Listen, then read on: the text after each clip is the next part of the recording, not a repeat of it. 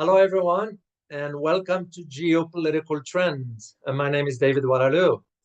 Why do you think NATO, the US, and EU want a war with Russia? In today's video, I am going to provide you a brief analysis as to why both in Brussels and Washington, they converge over the same narrative, which is the escalation of war. But before I proceed, please don't forget to subscribe and hit the like and notification buttons so you will be notified every time I upload a new video. Now, let me get into my analysis here because there's a lot to cover. Of course, I'm going to keep it brief and concise and to the point. I don't want to bore you with so much here because there's so much to cover on this. But here's the thing. Do you recall when President Biden on March 2022 reassured us, the American people, and the world for that matter, that the United States and its NATO allies were not at war with Russia? And Biden said, and I remember this, and I found the quote, he said, and I quote here, let me get it quickly here to make sure I get the right one here. And I quote, "We will not fight a war with Russia in Ukraine." End of quote. But because here's the thing, a direct conflict between NATO and Russia, in my assessment, is basically World War III. And something we must, all of us, prevent at any cost. A peaceful world will be to the benefit of everybody. It is widely acknowledged that the US and NATO officers are now fully involved in Ukraine operational war planning, aided by a broad range of US intelligence gathering and analysis.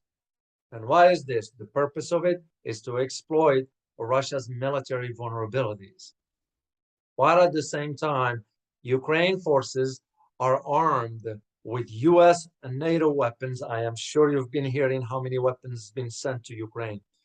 And those forces also are trained up to the standard of other NATO countries. Now, this last assessment, it's an exaggerated assessment in my opinion.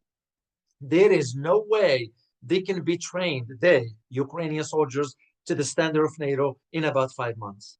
No way. It takes years to develop that. That's like an intelligence officer. You know, are you going to train somebody to become an intelligence officer overnight, over a month, 2, 3? No. So what the NATO is saying, it's just hypes, no more, no less.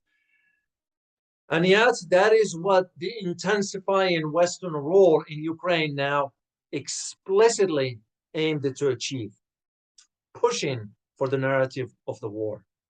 Of course, this leaves the US and NATO policies, which said that they don't want to engage Russia directly. Then what are you doing behind the scenes? Because that's the problem for all of us. Our existence hang on a thin or by a thin thread, basically. Because if we are to think that Russians are bluffing, we're mistaken. And the hope that Russia is bluffing, despite explicit warning that he is not. You got CIA Director William Burns. You get DNI Director, the Director of National Intelligence, Avril Haines. And you have the Director of the DIA, Defense Intelligence Agency, Lieutenant General Scott Berrier. All of them have warned that we should not take this danger lightly. In other words, you should not assume that Russian president is bluffing. It's because in the doctrine of the Russian military use of the nuclear weapons, you know, and I disclosed this in my book, and I detail it and researched it, and I was approved by the United States government that I could disclose the information. The Russian doctrine regarding the nuclear use is that if they feel threatened, they will deploy use their nuclear weapons. That's why you're hearing the Russian President Vladimir Putin mentioning the word nuclear. I don't think so. He's bluffing. So here is my own assessments, how I see things moving forward, based also on what I wrote in this book here, because when I wrote it back then, which was only about 2 years ago or so, I kind of put in mind what could lies ahead down the road. And this is exactly what I find myself talking about today to you. So the danger of relentless escalation towards, we use the term Armageddon, is what both sides faced, Russian and US NATO. But also is what both sides have faced before, during the Cold War between the United States and the Soviet Union. And which is why, after the wake-up call of the Cuban Missile Crisis, if you remember history, in 1962, it has a sort of a dangerous brinksmanship, gave way to a framework of nuclear arms control agreement. And the purpose for it was safeguard mechanisms to be put in place to prevent proxy wars and military alliances spiraling into a world-ending nuclear war, which is exactly where we are finding ourselves and why NATO and the US are pushing this narrative of the war against Russia. I am reminded, and again, I am a student of history, I am reminded of what the former Georgian president, Mikhail Saakashvili, made the mistake of sending troops into the rebellion province of South Ossetia. I don't know if you remember this incident or not. It's in public knowledge and so forth. So Russia defended South Ossetia by deploying troops, and within 5 days, let that sink in. Within 5 days, Russia defeated the Georgian army. So why highlight this? I highlight this incident because Saakashvili's statements that came after that was this, and I quote, because I disclosed it in my book, the quote is this: Russia's most likely target in the near future is either Sweden or Finland, end of quote. Which to me raises serious concern about Mikhail Saakashvili's judgment. I disagreed back then and still disagree today with Saakashvili, because Russia will not want to risk inviting NATO troops to its northern borders. So targeting Sweden or Finland at this time makes no geopolitical sense from Russia's perspective. And basically, the Saakashvili statement back then, an argument, in my opinion, reflects his A, resentment, B, anger, and 3, bruised ego, as he had to swallow a fast defeat he did not expect. This is exactly what he said. And the bottom line to it is he miscalculated, thinking the West was going to come to his rescue as soon as the first shot was fired. His analysis was flawed, because it lacked a deep understanding. His analysis rather, lacked a deep understanding of Russia's strategic thinking. I did not back then, and I still do not, rule out the idea that Russia will react militarily to Finland and Sweden if either allow, and underline this one, allow the deployment of the US offensive or defensive missile systems on its territory. So why am I saying all this? It's because it's the same mistake Zelensky is making now. Because he was thinking that just because he's going to mention NATO, they're going to welcome him with open arms. He was mistaken. NATO gave him a lip service. It's almost like saying to him, what, are you out of your mind? You want us to risk a nuclear war so we can admit you into the club? It is pivotal, very, very, very, very, very pivotal for us to understand in this discussion that I'm having with you, how Russia perceives the US support for Ukraine. Because you can put it within the context of why you're hearing a lot the narrative about pushing the war forward.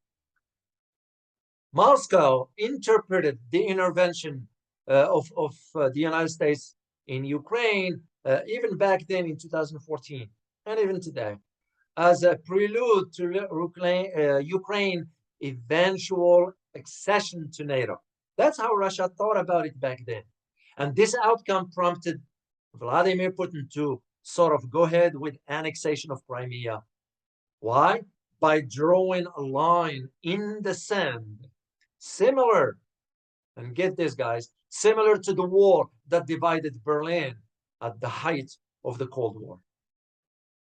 And many historians, including geopolitical analysts as well, and academia, believe that the US-Russia struggle over Ukraine, which Russia won, by the way, has become the first round of a new great power clash.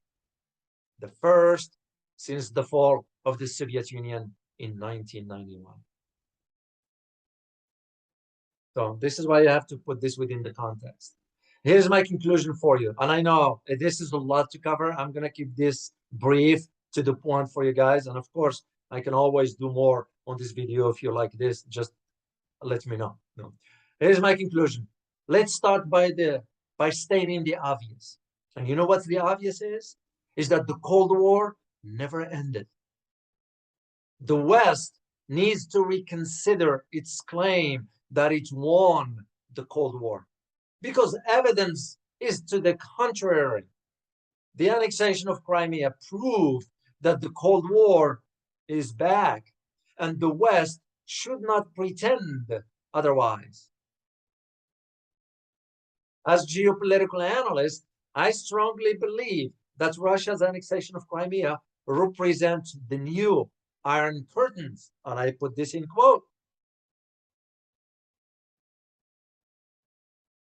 This time around, you know, that line is drawn in Eastern Europe rather than at its center.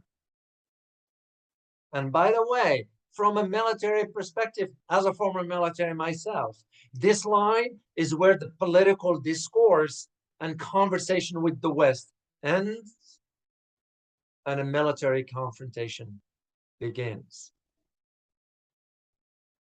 And this is why I see the danger of why the West and NATO, or US and NATO for that matter, because NATO is the US. Let's just say that straightforward, pushing this narrative of a war. You know, do really we want a war, a nuclear war with Russia? You know, you're hearing now former NATO commanders like Sir Richard from England saying, no, we can defeat the Russians. You're hearing Borrell, the chief security of the EU, saying, no, we will defeat the Russians. You know, are these individuals delusional? Do they have an idea of the type of nuclear weapons Russia had? And I'm not saying we should be scared. That is not what I'm saying. We ought to be pragmatic in assessing. They putting us in risk. They're putting us in danger. And that's why I wanted to share this video with you here. So here is my question for today. Will a nuclear war break out between Russia and the United States? Let me repeat this. Will a nuclear war break out between Russia and the United States? Let me know what you think and leave me some comments. And as always, remember, geopolitics impact your daily life more ways than one. Till next time, guys. Bye-bye.